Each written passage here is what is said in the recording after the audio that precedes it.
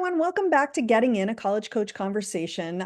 Before the break, I mentioned we were going to be talking about financial aid appeals. And I know for some of you, you may not have your financial aid awards yet. We know that there are challenges this year. We're not going to talk about those today because we are covering those on the podcast when we have relevant updates. But today, we're really just going to be talking about the appeals process.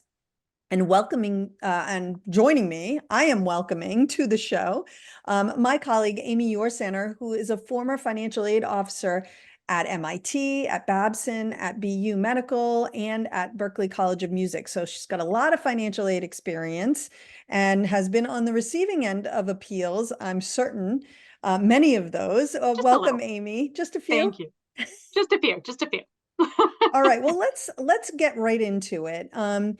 First of all, this may be news to people, this whole concept of appealing a financial aid award. So what is an appeal, and why would a school consider an appeal? Essentially, because we all understand that life changes, right? Life happens. Basically, a financial aid appeal is the process where you can go back to the school and explain that something changed. Because we understand that something might have changed from the time you completed your financial aid application. Mhm. So your financial aid is based on prior years. So we're using data from 2 years ago. Your 2022, if you're entering in the fall of 2024, we're using 2022 financial data. So information might have changed. So we understand that, you might want to update us on situations that might have changed. So this is Right. your opportunity for us to reconsider, or us, like I still work at a school, but for the financial aid office to reconsider their financial aid offer to you. Well, you spent enough years doing it, so Yes, it's tough to let that go. to retrain the Um, brain. exactly. But so let's talk about that. What are special circumstances that likely could lead to a school at least considering your appeal? They may not change your award, but what are the types of things that would constitute grounds for an appeal? So anything that impacts your family's financial circumstances. So things like a loss of income. So if a parent has lost their jobs, if there's been a change in the household, if a separation or a divorce, or if parents are already divorced, if child support has ended, or if there's been a change in that amount. If there was one time income or a bonus that is not repeating, or you took a disbursement from a retirement account that was not repeating, if there were medical expenses that weren't covered by insurance that aren't going to repeat, if you have expenses in one year that aren't going to repeat, for example, a natural disaster or Yeah, private school education, things like that happen. We understand financial aid offices aren't faceless, nameless bureaucrats, right? We right. understand that life happens and it doesn't happen in a vacuum. So if there are circumstances impacting your family's financial circumstances, contact your financial aid office. Have the discussion with them. They want to know about it because they Right. can't help you if they don't know about it. Yeah, I mean, that's really key. One note that we always hit every time we talk about this, we've been doing this podcast we're working on our 10th year. And every time we talk about it, one of the things we say is if you don't reach out, if you don't ask the question, if you don't let the school know, nothing will change. Right. They're not going to yank us an acceptance. They're not going to pull back a financial aid award because you had the gall to ask a question about it or to ask if you could get more. Right. It's just not going to happen. There is zero drawback to at least asking these questions. The With worst they're that going to say said, is no. I mean, right, right? exactly. And There they may are say no. circumstances that they're not going to be able to say anything. They're not going to be able to approve. For example, like Right, if there's consumer debt, if you're buying a new car, if you have credit card debt, there things like that. They can't make allowances for. But the worst they're going to say is no. But they're right, not going to change their acceptance decision based on no. right, They just can't exactly. always say yes. Right. So if you can control your financial circumstances and you decided to buy a new car anyway, that's not going to change anything. But Right. yeah, and that makes sense. Does the type of school you've worked primarily at private schools, you've worked Yep. actually exclusively at private schools, Yep. but there are, of course, many different types of schools out there, Yeah. including public schools. Does Right. the type of school, is that going to impact how successful or not your appeal is going to be? It can, for sure. Mhm. Because for a little thing called budgets, right? Yeah. Because s- public and public schools and private schools have access to different levels of funding. Um, Yeah. Public schools and private schools get their sources of funding from different levels. They may have access from public schools get their access from state and federal sources, where private schools get their access from donors and different levels of funding. So they have very different access. Mhm. So where private may have a higher budget because everybody's paying that same level, they may have more flexibility where those public schools may have a smaller funding source. Right. So you may not have as much success at a public school. So it may feel like that public school is not necessarily giving as much weight to your circumstances, and that's not really the case. It just may not they may not be able to do anything about it Right. unless that that circumstances is impacting your student aid index to a level that it's bringing you down to a level that impacts federal or state grant eligibility. They Mhm. just may not be able to assist you to the level that you need. And Right. so it's not that they don't want to, it's just that they can't. Right. So it's a very different circumstance where a private school has more funds that they're able to help you in a much more meaningful way.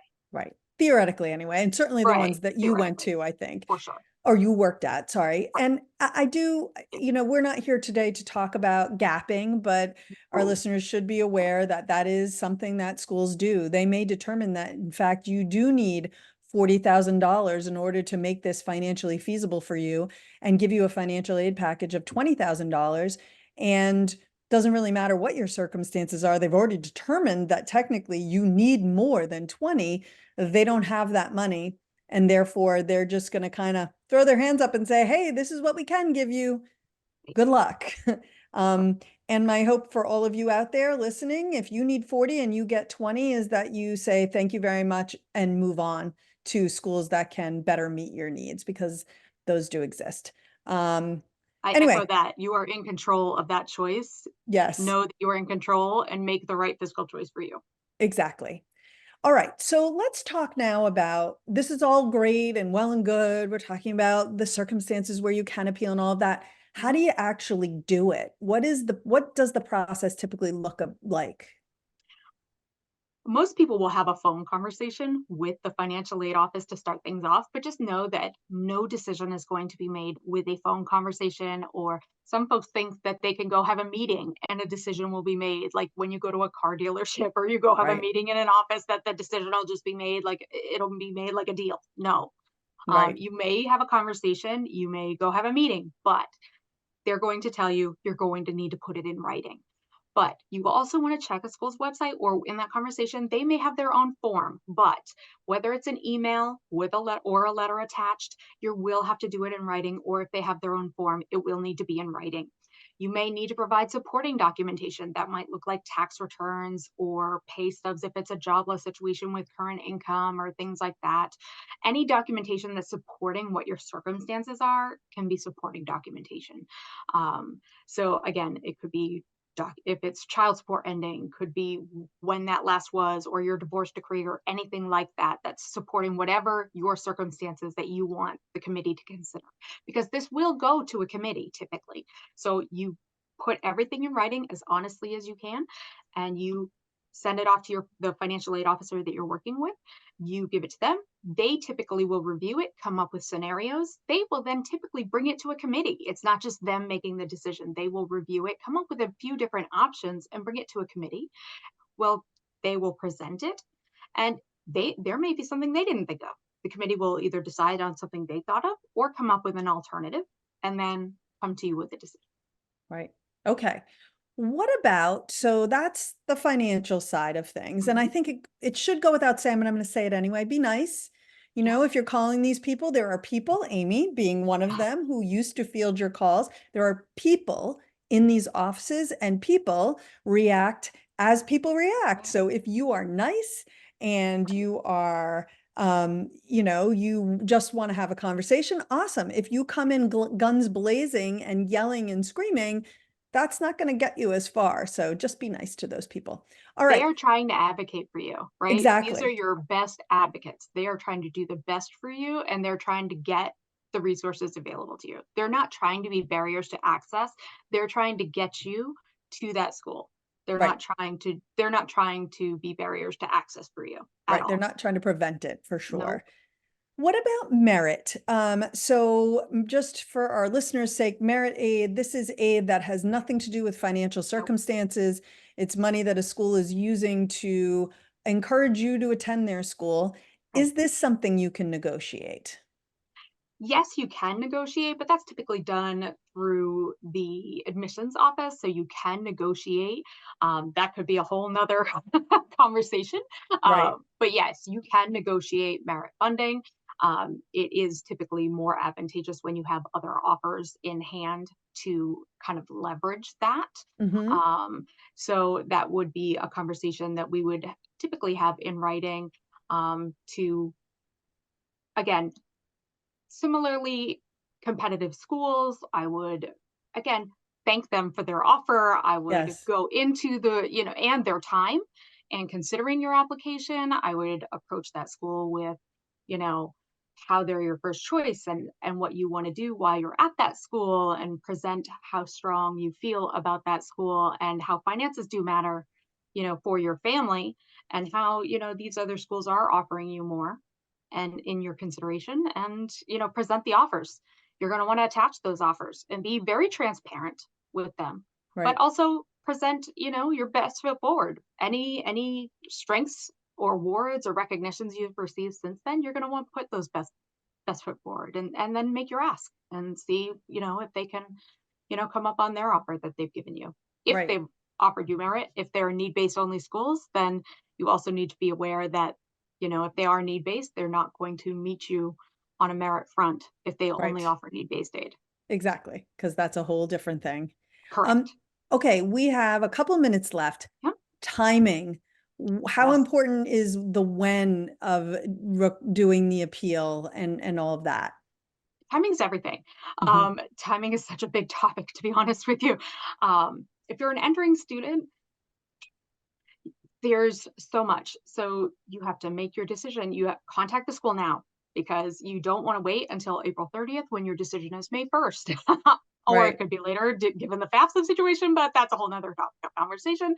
But you can contact them now. But when your financial circumstances change, it could happen at any time, right? We all know life happens every day, right? Right. So we don't know when these circumstances are going to happen. But if the job loss situation we were talking about. Like, for example, we were talking about we're using 2022 tax information.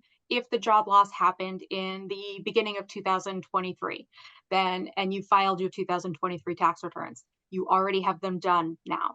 Then it's a perfect time to reach out to the school and say, "Hey, my circumstances have changed. I filed my 2023 tax returns. They are significantly lower than my 2022 tax returns. Can you reconsider my current financial aid offer?" It's a perfect time. On the flip side of that conversation, if your circumstances that you've just lost your job in the beginning of January 2024, but 2023 income looks the same, or it happened in December of 2023 and you received a very, very large severance. And so 2023 income looks exactly the same Hmm. as or is higher than 2022. Then the school may say, there's not much we can do right now because your income's actually higher. And Right. not enough now is known of 2024 because you've gotten this big severance package. You could get a job 3 weeks from now making more than you did Right. in 2023. So they might say, there's not much we can do right now. They may say, come see us in July. Hmm. Come see us, or they may have a mid-year appeal process. Some schools have a mid-year appeal process, or they may come see us with your 2024 tax year tax returns, or come see us next year. Right. So there's a lot of different options. The main appeal decisions you could hear is yes, we'll make a change, not yet, Hmm. mid-year appeal process, or they might say no, you'll Hmm. have to see us in the next, tax year. So be prepared that it may be yes, it may be no, it might be not right now Right. on those decisions. Okay. But also, like, if you lose your job today, it might not be an immediate adjustment that they can do because there's not enough time. And it may feel frantic for you because the change is immediate and stressful for you right now. And it may feel unfeeling from the financial aid office. But take a deep breath, Mhm. because the financial aid office is with you. They get it. They do. But take a deep breath and just stay in contact with them and let them know what's going on. But just Right. take a pause and stay in contact with student accounts too about the bill if you're making payment arrangements, because they'll work with you. You just have to keep in contact. Right. Ignoring it is not going to solve the problem. So the key here is transparency and communication and being open and honest. If there's any in office you need to be open and honest and transparent with, it's financial aid and student accounts. Let them know what's going on. Got it. Aimee, thank you so much. I really Sure. appreciate you joining us today. Really great information. And yeah, I'm just now crossing my fingers that the packages start coming out Me too. pretty soon. All right, Aimee, Glad thank to you be. so much. Thank Appreciate you. your time. We're going to take a quick break. When we come back, we're going to be talking about regular decisions coming in and how to handle those. So don't go away. Great. Glad to be here. Take care.